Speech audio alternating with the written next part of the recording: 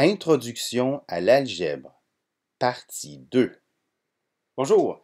Donc, dans une première vidéo, qu'est-ce qu'on avait vu? C'est le principe de la balance. Donc, on avait abordé l'algèbre, donc le fait de vouloir trouver une valeur à une variable, en partir du principe de la balance. Donc, c'est un premier principe à retenir. Dans cette nouvelle vidéo-là, on va en ajouter deux nouveaux principes, puis à la fin, l'algèbre, ça n'aura plus vraiment de secret, hein, il va rester juste à pratiquer. On va commencer par se rappeler que notre but en algèbre, ça va être de trouver la valeur d'une variable. Hein? Et ça, on va le faire en isolant la variable, c'est-à-dire en la mettant seule d'un côté de l'équation. Donc, c'est comme ça qu'on y arrive. Et par exemple, on va trouver x égale à 8, ou y égale à moins 5, ou z égale à 0. Ça, ce sont des exemples. Les principes qui vont nous guider, on en connaît déjà un qu'on a vu dans une première vidéo. C'est le principe de la balance. Donc, on va faire exactement la même chose d'un côté et de l'autre, du signe égal de notre équation. Ça, c'est le principe de la balance. Le deuxième principe qu'on introduit maintenant, c'est le principe du yin et du yang. Hein? Ça, c'est le yin et ça, c'est le yang. Qu'est-ce que ça veut dire? C'est les contraires. C'est-à-dire qu'on va faire l'opération contraire pour se débarrasser d'un élément. On verra ce que ça veut dire. Par exemple, je vais vous donner tout de suite un exemple. Supposons que j'ai x plus 5 égale 12. Là, je veux trouver la valeur de x. Je veux mettre le x tout seul. Pour me débarrasser du plus 5, je vais faire le contraire. Le contraire de plus 5, c'est moins 5. Évidemment, si je le fais d'un côté, je le fais de l'autre côté. Hein. Ça, c'est le principe de la balance. Donc, je vais me ramasser avec x plus 5 moins 5. Ces deux-là vont s'annuler. Et de l'autre côté, il va me rester 12 moins 5 qui donne 7. Donc, j'aurai la valeur x égale 7. Je pourrais maintenant faire le contraire aussi si c'était une soustraction. Donc, si j'avais une soustraction, x moins 5 égale 12, je ferais plus 5. Je le fais des deux côtés. À ce moment-là, ces deux-là ici à gauche, le terme de gauche, disparaissent. Et il me reste 12 plus 5 égale 17 à droite. Donc, le contraire. Je donne un exemple ici un petit peu plus complexe parce que là, j'ai à la fois des x des deux côtés et des constantes des deux côtés. On se rappelle de notre but, c'est de trouver la valeur de x en l'isolant, c'est-à-dire en la mettant d'un seul côté. Fait que là, la première étape, ce serait de mettre les x du même côté. Donc, je vais commencer à me débarrasser de mon plus x de droite. Fait que plus x, ça veut dire, si je veux le contraire, c'est moins x. Fait que je vais faire moins x des deux côtés. À gauche, j'aurai 2x moins x, il va me rester juste un x. Et puis à droite, mon x moins x, il va disparaître. Donc, c'est comme ça que j'arrive à x moins 4 qui est égal à 12, plus 12. Maintenant, il faut que je me débarrasse de mon moins 4. Donc, je fais le contraire d'un moins 4, c'est plus 4. Donc, plus 4 des deux côtés. Ici, ça s'annule. Et ici, 12 plus 4, ça fait 16. Donc, j'arrive à x égale 16. Maintenant, si j'ai une multiplication, donc mettons, je veux me débarrasser d'une multiplication, j'ai 2x égale à 10. Comment je fais pour me débarrasser d'une multiplication? Je fais le contraire. Le contraire de multiplication, c'est une division. Donc, 2x sur 2, hein, c'est comme 2 sur 2, ça va donner 1. Donc, ça va disparaître. Et il va me rester seulement x égale à 10 sur 2. Puis 10 sur 2, c'est 5. Donc, j'ai x égale à 5. Si c'est une division dont il fallait que je me débarrasse, je ferai le contraire, c'est une multiplication.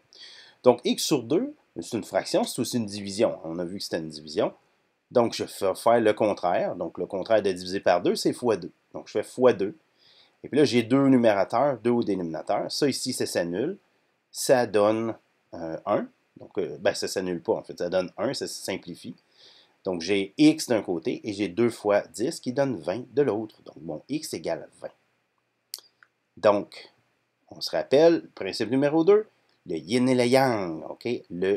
On fait l'opération inverse. Le troisième principe, pour le démontrer, on va commencer par se rappeler c'est quoi PEMDAS. Hein, on se rappelle parenthèse, exposant, multiplication, division qui vont ensemble et addition, soustraction qui vont aussi ensemble.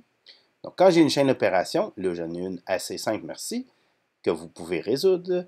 Donc, j'ai 2 fois 3 plus 1. La priorité des opérations me dit que je vais faire la multiplication en premier. Donc, 2 fois 3, 6. Et puis après ça, je peux faire 6 plus 1 qui donne 7. Donc, la réponse, c'est 7. Imaginons maintenant que je ne connais pas le 3. Hein? Je ne connais pas le 3, mais je connais la réponse.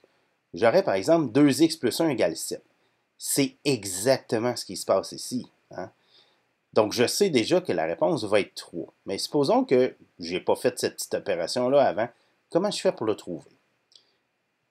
Là, moi, ma stratégie, là, ça serait de me débarrasser du 1 en premier. Pourquoi? Parce que si j'avais ça sur une balance, hein, j'ai deux poids dont je ne connais pas la valeur, mais deux poids identiques. J'ai un 1 kg, puis j'ai un 7 kg de l'autre côté. Donc, un peu comme on faisait dans le dernier vidéo, on va enlever 1 kg de chaque côté. Donc, ça va faire 2x égale à 6. Donc, comme ça. Donc, j'enlève 1 kg des deux côtés. 2x égale à 6. Et là, je suis en mesure de dire, hey, moi, là, j'en ai deux pareils qui sont égales à 6. Donc, chacun va être la moitié de ça. Donc, je vais diviser par 2. Puis, je vais me dire, hey, ben, x égale à 3. Hein, puis, c'est vraiment ce que je cherchais. Donc, ça, c'est le principe c'est la stratégie que j'utiliserai. Mais si vous vous rendez compte, là, on n'a pas fait l'opération de type PEMDAS. On a fait exactement le contraire. Hein? J'ai commencé par me débarrasser de l'addition pour finalement me débarrasser de la multiplication. De la multiplication. Donc, c'est exactement le sens inverse de ça. Donc, on a pris notre PEMDAS, puis, youp, on le fait dans le sens inverse. Donc, c'est ça notre troisième principe. C'est que l'ordre de priorité des opérations pour isoler une variable, c'est l'inverse de PEMDAS. On va mettre ça en pratique ici dans un cas un petit peu plus compliqué. On commence par la chaîne d'opérations, encore là juste pour illustrer. Si j'ai 3 parenthèses 6 moins 1 plus 7, tout ça sur 2, je me rappelle que le tout ça sur 2, ça veut dire que tout ça c'est divisé par 2. Ça veut dire que j'ai une parenthèse invisible au numérateur. Hein. Là, ici, je vais l'expliciter. Je vais la mettre là pour être sûr qu'on ne l'oublie pas. L'inverse de PEMDAS. Donc là, la parenthèse qui est ici. Non, en fait, là, c'est pas l'inverse. Là, c'est la chaîne d'opération. Donc là, c'est vraiment PEMDAS. Donc, j'ai une parenthèse. J'ai fait la parenthèse intérieure en premier. Donc, 6 moins 1, ça fait 5. Donc, là, j'arrive à ça ici. Là, encore là, j'ai une autre parenthèse, la parenthèse externe. Il faut que je la fasse, il faut que je regarde en dedans. Puis en dedans, ben, je vais faire la multiplication en premier. Donc, ça fait 15, 3 fois 5, 15. Donc, j'ai 15 plus 7 qui me donne 22. Et là, seulement après, je peux faire la division. Donc, 22 sur 2, ça donne 11. Donc, la réponse de ça, c'est 11. Même chose, comme on a fait précédemment, je vais prendre la même équation, mais cette fois-là, je vais faire semblant que je ne connais pas la valeur ici du 6. Je l'appelle x. Mais à la fin, il faut que je trouve x égale à 6, sinon ça ne marche pas bien. Là. Mais cette fois-ci, je connais la réponse. 11. Je connais la réponse de la chaîne d'opération. Comment je l'isole? Je fais mon PEMDAS à l'envers. Donc, je vais commencer par me rappeler que j'ai une parenthèse invisible au numérateur. Donc, c'est sûr que je ne vais pas commencer par ça. Là. Je ne vais pas commencer par faire la parenthèse. Je vais commencer par ce qui est le plus à droite dans mon PEMDAS, c'est-à-dire là, la division. Donc, je me débarrasse de la division en faisant le contraire, c'est-à-dire une multiplication. Donc, je fais x2, puis je le fais des deux côtés. Donc, j'ai 2 sur 2, ça donne 1, ça va disparaître. Puis là, de 2 fois 11, ça fait 22. Donc, je suis rendu à 3, x moins 1, plus 7 égale 22. Là, mon PEMDAS, à l'envers, qu'est-ce qu'il me dit? Il me dit que c'est l'addition dont il faut que je me débarrasse. Donc, je vais faire un moins 7, le contraire. Donc, ça fait moins 7 des deux côtés. Mon plus 7 moins 7, ça donne 0, ça disparaît. 22 moins 7, 15. Je suis rendu à 3, x moins 1 qui est égal à 15. J'ai une parenthèse, c'est sûr que ce n'est pas ça que je fais en premier. Hein. Je fais les autres affaires. Donc, j'ai un 3 fois. Je vais faire un divisé par 3, le contraire. Donc, le contraire, divisé par 3, je le fais des deux côtés. Donc, 3 sur 3, ça va donner 1, ça va disparaître. 15 sur 3, ça fait 5. Là, ma parenthèse peut tomber. Je suis rendu à x moins 1 qui est égal à 5. Il faut que je me débarrasse du moins 1 en faisant le contraire, c'est-à-dire plus 1. Moins 1 plus 1, ça fait 0, ça disparaît. Il va me rester seulement x. Je vais avoir isolé mon x. Et à droite, j'ai 5 plus 1 qui donne 6. Donc, c'est comme ça que mon principe 3, mon PEMDAS, mais à l'envers, m'a permis de trouver x égale 6. Pour résumer ce qu'on vient de voir, notre but, nous, en algèbre, ça va être de isoler notre variable d'un côté de l'équation. Donc, on la met seule d'un côté de l'équation. comment qu'on y arrive? On y arrive avec 3 principes. Le principe numéro 1, le principe de la balance. Ce qu'on fait à droite, on le fait à gauche. Ce qu'on fait à gauche, on le fait à droite. Le principe numéro 2, le yin et le yang. C'est quoi?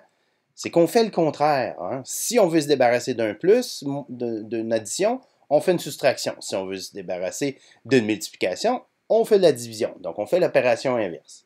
Et finalement, le principe numéro 3, c'est PEMDAS à l'envers. Ça veut dire que l'ordre des opérations qu'on va faire, ça va être le contraire de PEMDAS. C'est dans le sens inverse. Donc, on va commencer par la soustraction et l'addition et on va terminer par les parenthèses. Et voilà, maintenant, vous connaissez tous les rudiments pour continuer en algèbre.